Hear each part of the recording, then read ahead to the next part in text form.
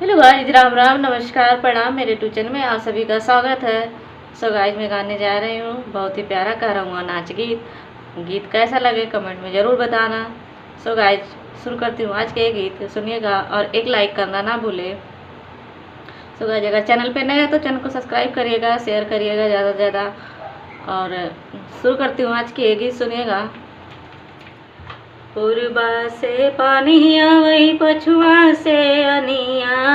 पूर्वा से पानी आवई, पछुआ से अनिया। देवर हो, हे देवर हो, उड़ी जाले टूटही माड़ैया। देवर हो, उड़ी जाले टूटही माड़ैया।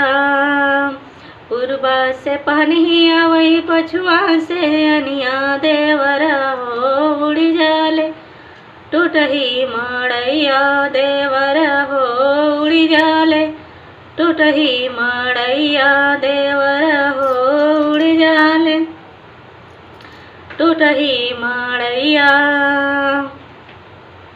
गवने की राती पिया दिहले हैं टिकवा। गवने के राती पिया दिहले हैं टिकवा। देवर हो, भीग जाले पिया के निसनिया।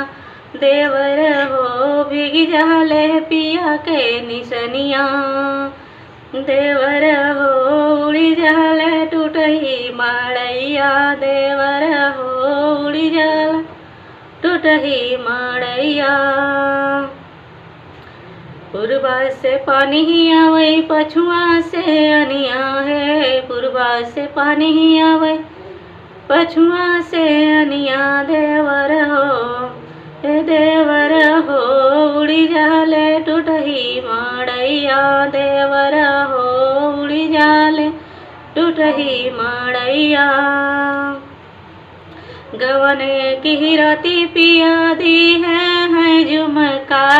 गवने की राती पिया दिहले हैं झुमका। देवर हो, हे देवर हो, भीग जाले पिया के निसनिया। देवर हो, भीग जाले पिया के निसनिया।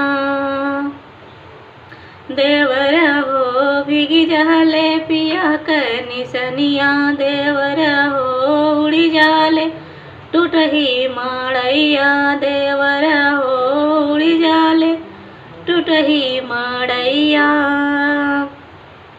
पूर्वा से आनिया है, पछुआ से पनिया। देवर हो, हे देवर हो, उड़ी जाले टूटही माड़ैया। देवर हो, उड़ी जाले टूटही माड़ैया।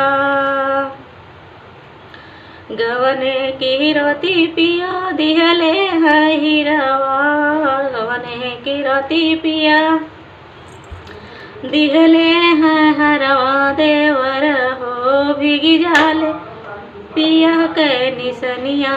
देवर हो, भीगी जाले पिया के निसनिया। देवर हो, उड़ी जाले टूटही माड़ैया। देवर हो, उड़ी जाले टूटही माड़ैया।